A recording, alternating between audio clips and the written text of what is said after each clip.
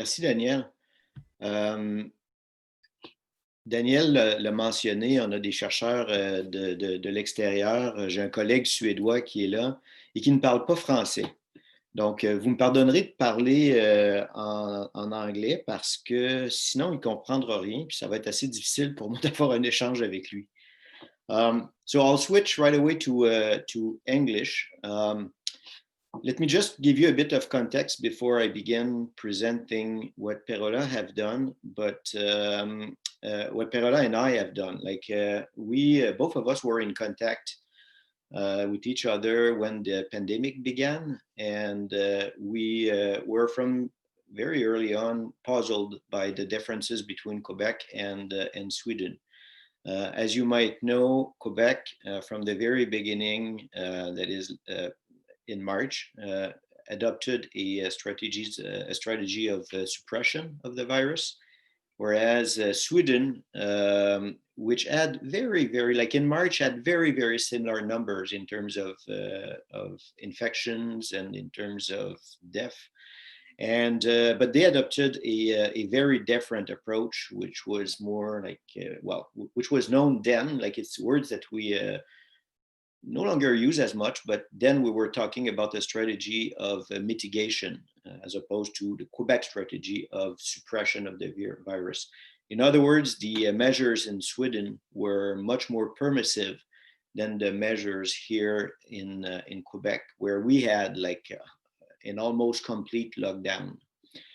So we were puzzled by that, and we began discussing this. Both of us work on the use of expertise in policymaking, and we began trying to figure out what was going on. Why were the two countries making such different choices?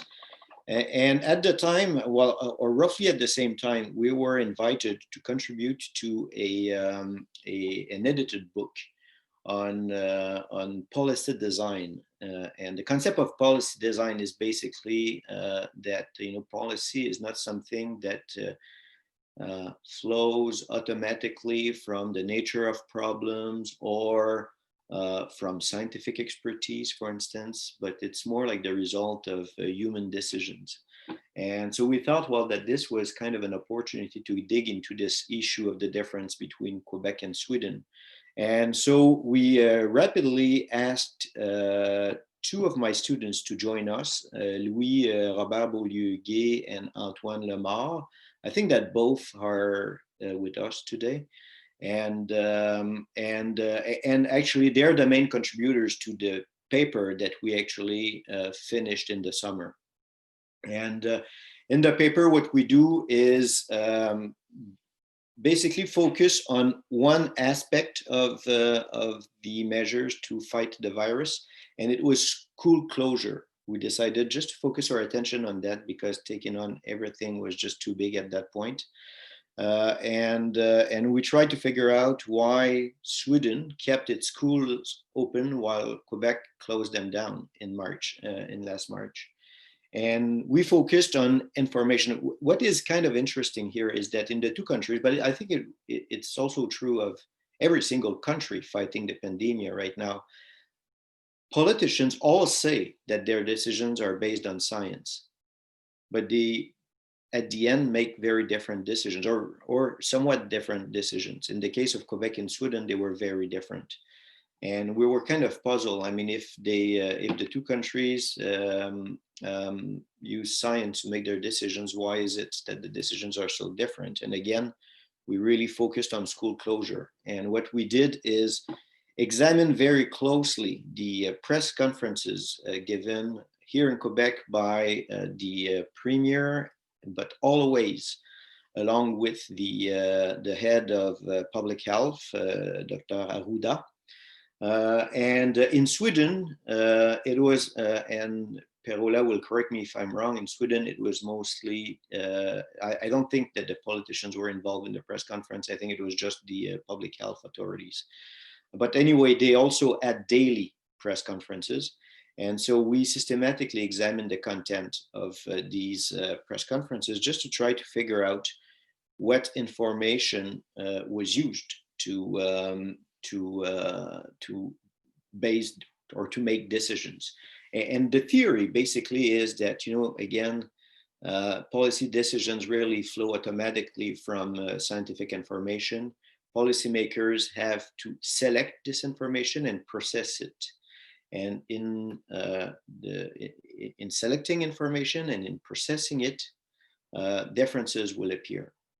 And that's basically what we found here. What we found, and I'm going to make a long story short, again, the paper is there. If any one of you would like to have it, we'll be pleased to share it with you. But basically what we found was that in Sweden, the decision to keep school open was based on the fact that at the time when the decision was made, and it was in February, so a bit earlier than when the issue of the COVID appeared on the government agenda in Quebec. So in February, they based their decision on some advice coming from the World Health Organization. And the World Health Organization based its advice on studies of seasonal flu.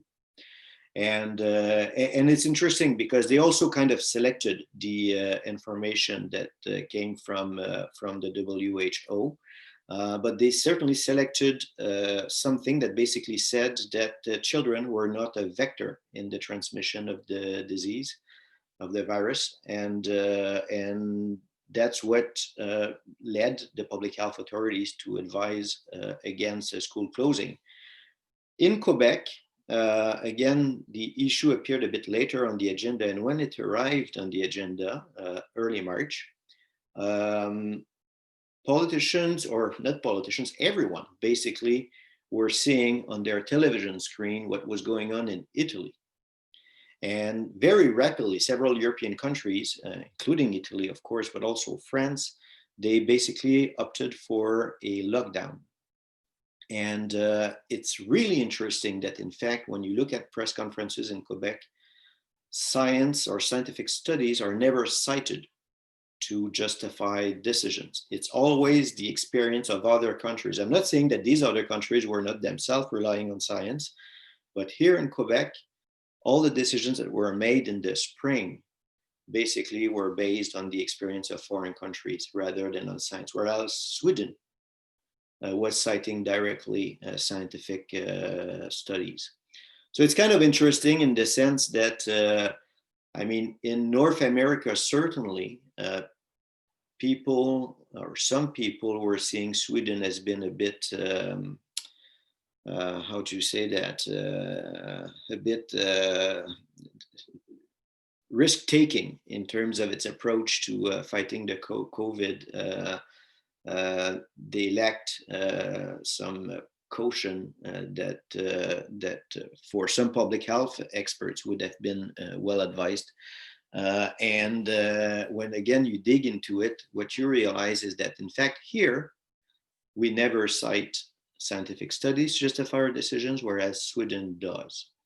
And I will stop here because my sense is that people here today will not be as interested as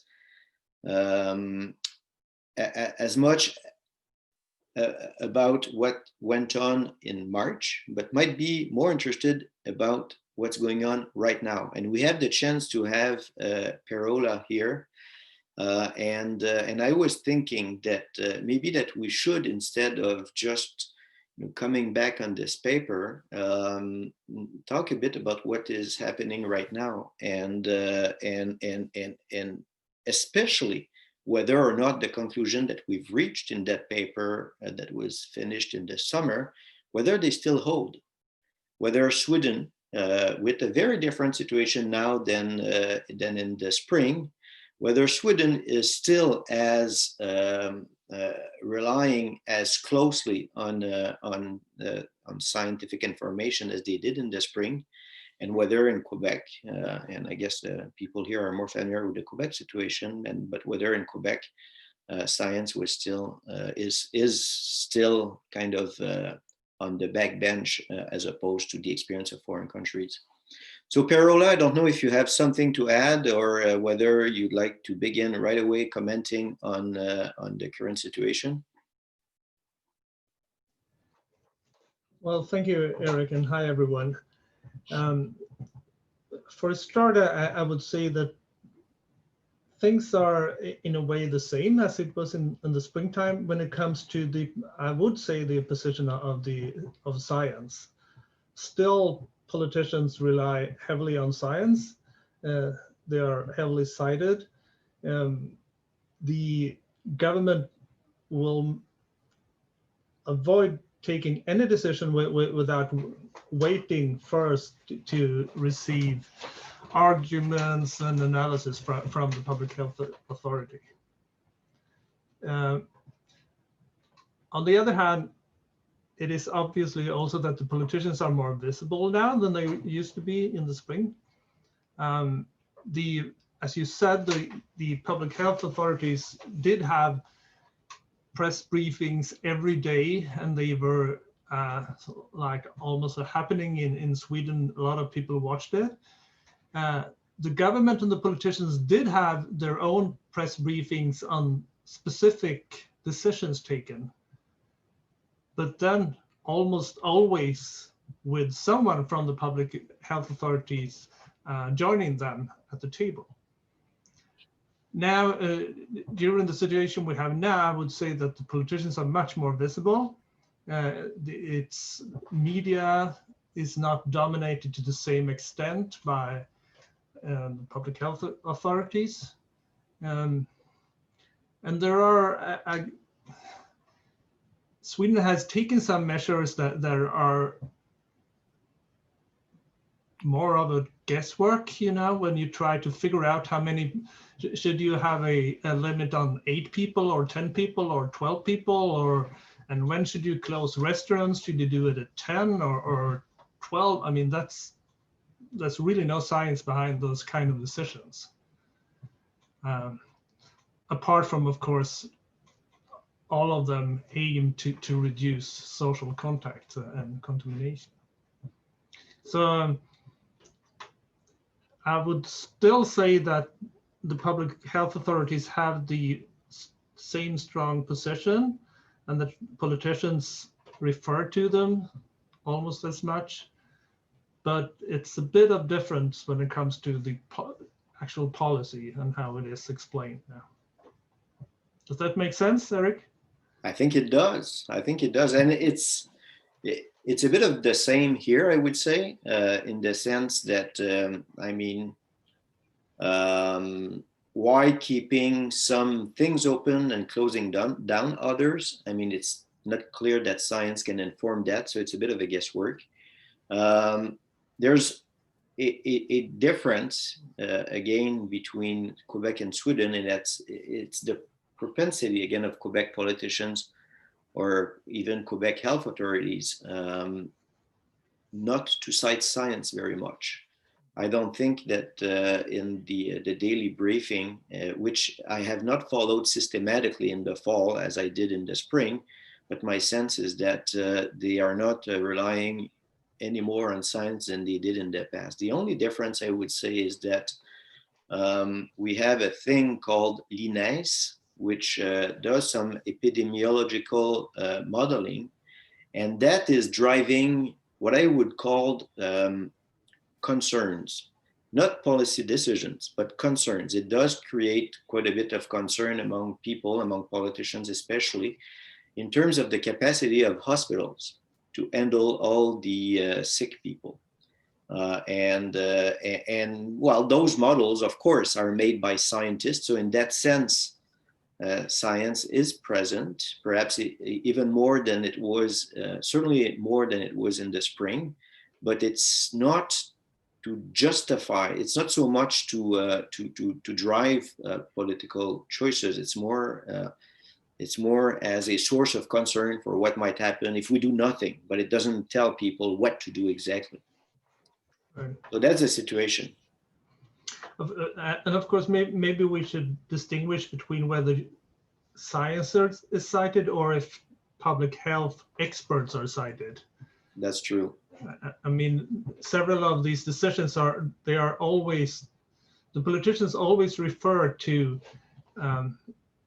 information they have from the public health authority when they take a decision. This is what the public health authority recommends. It is like is always something that they say, and whether that recommendation is actually based on science or not might be something different.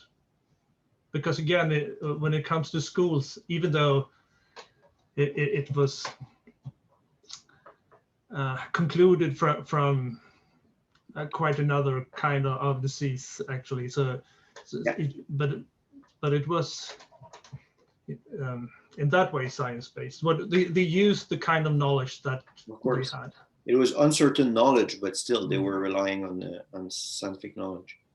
And I think maybe a difference would be that you often heard, especially public health authorities and the now world famous Anders Tegnell, argue that if there were no scientific evidence for taking a measure, it did not recommend it. Yeah. And I think that's actually a big difference from many other countries that I've seen. For example, Denmark. Yeah. I think that here the authorities are more risk averse, in the sense that if you don't have what they're after is evidence that not doing anything will cause a lot of harm, and that's what they need. That's what they're after to justify their decisions. They don't look for evidence to justify that a measure works or doesn't work. Right. And I think that might be a difference. We should maybe look into it more, especially if something happened during the fall. But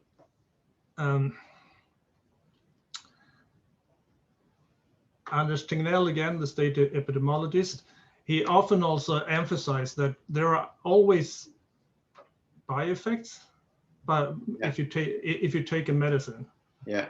And there's also by-effects if you take other measures, like closing schools or doing other things. Yeah. So yeah, so it was the negative sides of every measures taken was always explicitly discussed.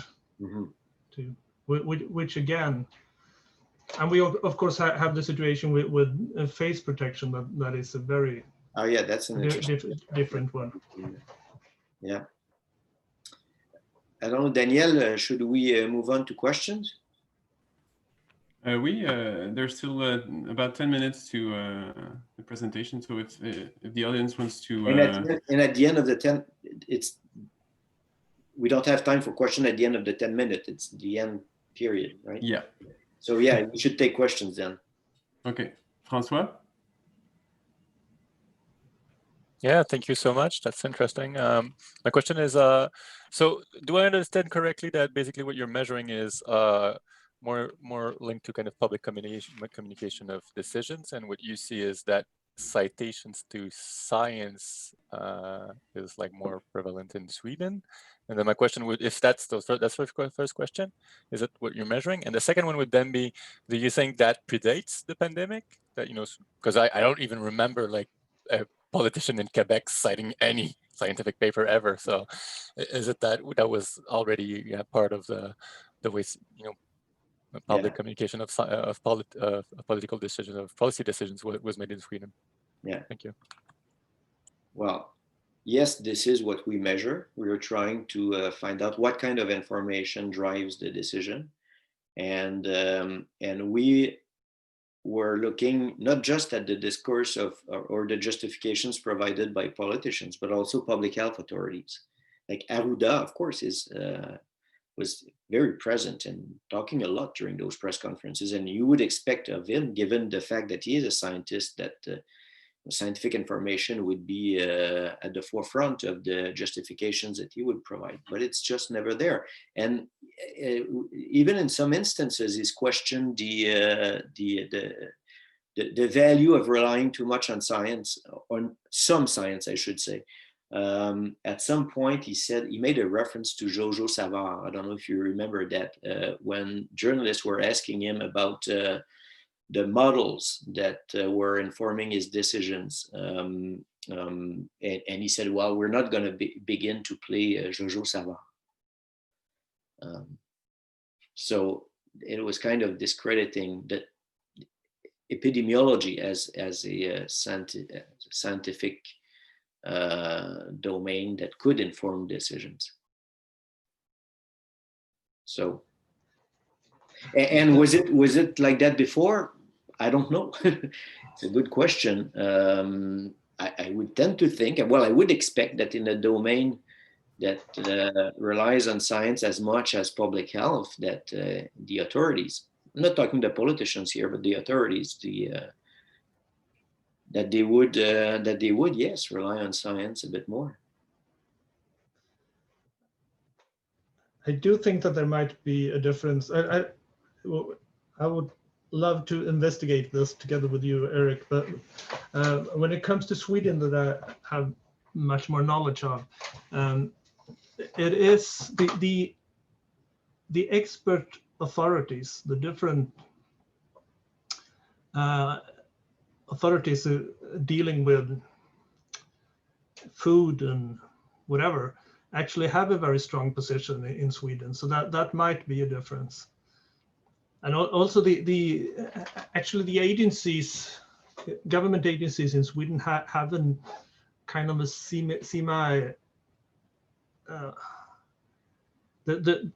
they are not part of government, so they have a kind of a semi-independent position. So the ministers cannot actually interfere in decisions taken by the government agency. So there, and which is something pretty. It distinguishes Sweden from almost every other country. Mm-hmm. So I do think that expert authority or expert agencies have a strong position in Sweden.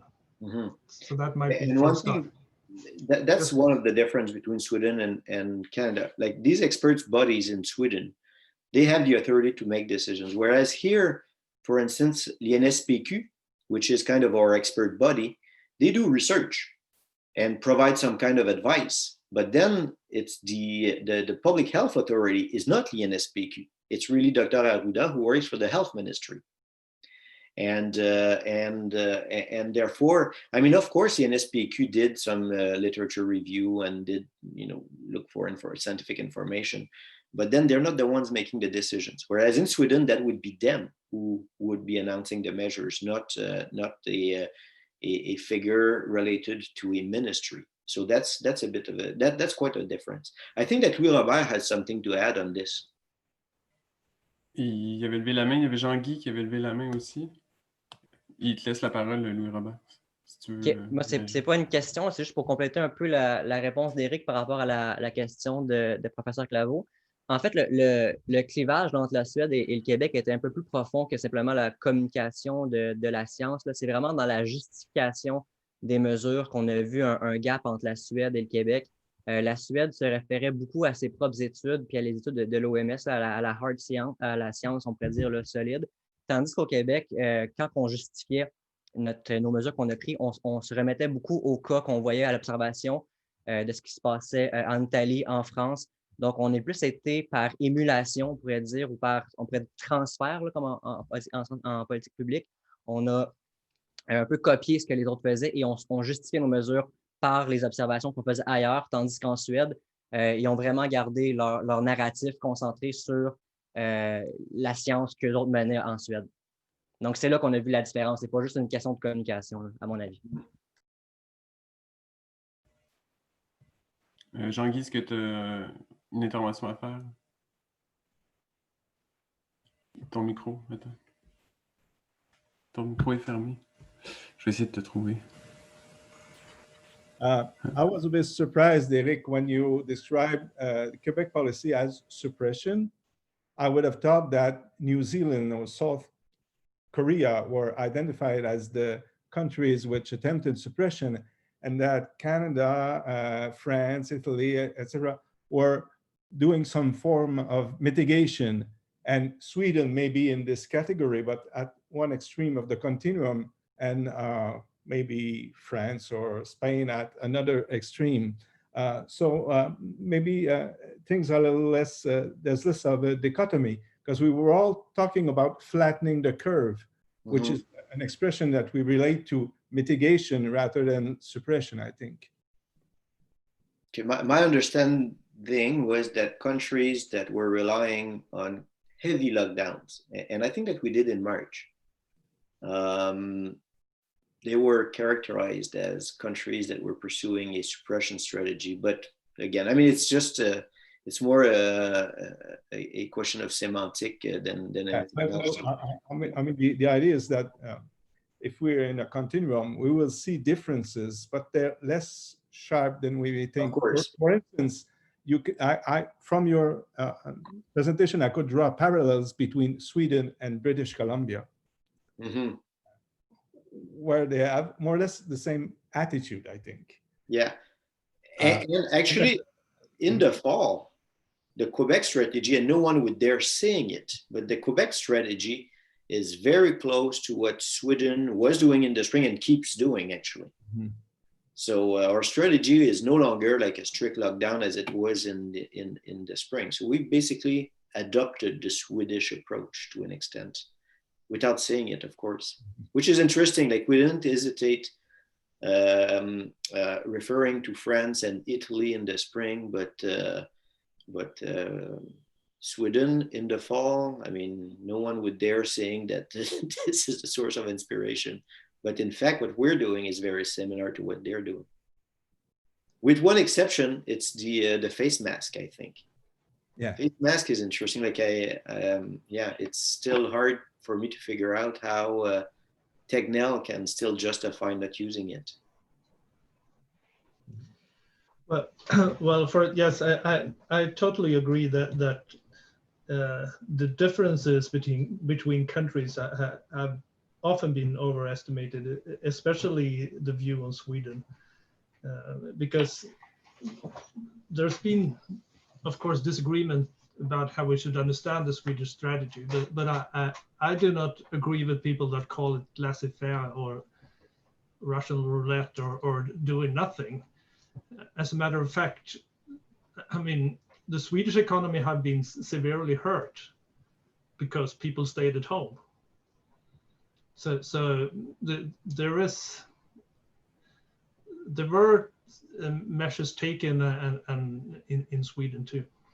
And again, I also think it's of course important to emphasize that although the Swedish politicians referred to science more in the situation when it came to schools, there's been a lot of mistakes in the Swedish strategy and lots of things to be discussed.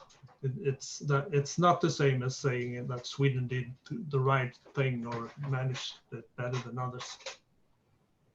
The face protection, if I have just 1 minute, that is interesting because the argument, I'm not going to defend it, but the argument has been first that there are very few scientific evidences.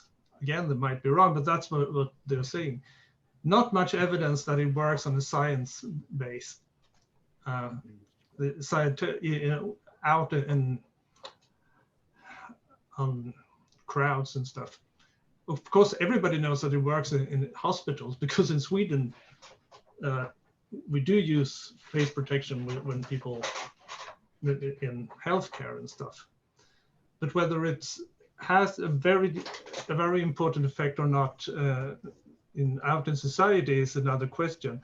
And the argument might be totally stupid, but that it's much more important to keep physical distance.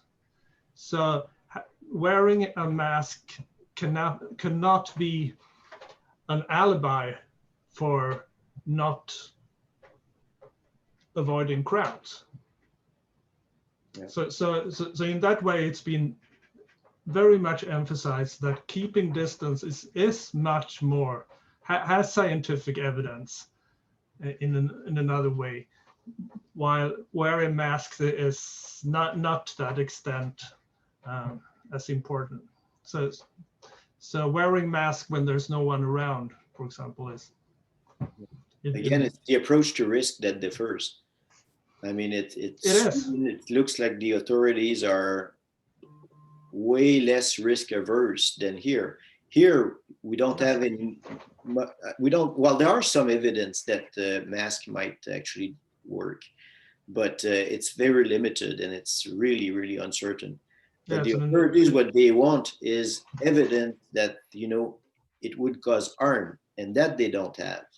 And to the extent that a mask won't cause any harm, they'll ask people to wear it. Whereas in Sweden, what they want is evidence that masks actually work. Whereas here, I mean, yes, it sounds very reasonable, but the argument in Sweden, again, I'm just trying to explain it. It is, don't go on a crowded bus with a mask, because it's better to take the next bus. Okay. So that's the argument, and obviously the authorities are aware of all the laboratory tests that show that how a mask worked, but again, does it work among students that are 15 or not? Those are the studies that we don't have in school, when people take them up and do everything that we know that you shouldn't do with a mask. So we'll conclude on this stance, wait for the next bus. Yes. That's what we'll keep in mind. Thank you very much, both of you, for the results of this research.